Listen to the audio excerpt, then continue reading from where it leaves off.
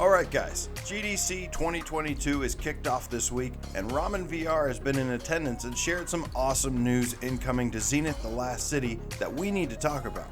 Before we get started, if you enjoy Zenith and want to stay up to date with all the latest major news and updates, be sure to subscribe as well as check out my other videos including their 2022 roadmap.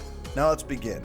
So, Ramen VR CEO Andy Sen had a quick chat with Between Realities and Upload VR at GDC and shared some awesome news regarding what we can expect to hear about soon regarding the game.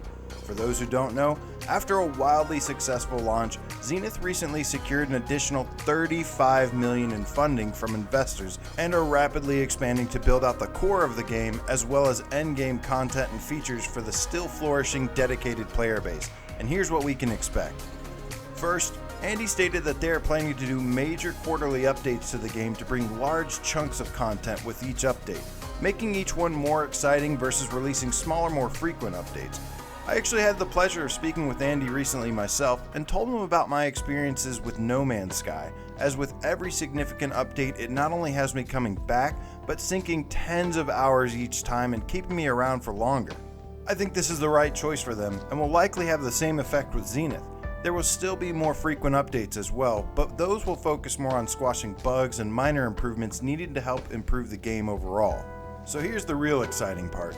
The first major content updates are planned to include instance dungeons, instance raids, and group content. While there is some solid endgame grinding to do at this time, it's mostly limited to one major boss fight and invasion events, so getting true dungeons, raids, and more group content will help bolster the endgame greatly. And I wouldn't be surprised if we see some additional rewards from these as well, perhaps a way to obtain the new armor that was teased, or maybe even more. But it gets better. He mentions that traditional MMO dungeons have been pretty linear, just moving from point to point destroying mobs, and wants to achieve doing something just a little more. Within these dungeons, he wants them to be a little bit more open to explore, contain environmental puzzles, and have parkour-like features as well.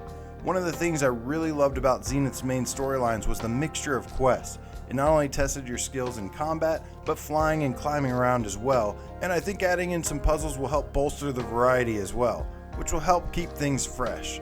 But all in all, he stated that the plan is to add endgame content that will add dozens to hundreds of hours of content to the game, and that is exactly what Zenith needs as it continues to grow and expand.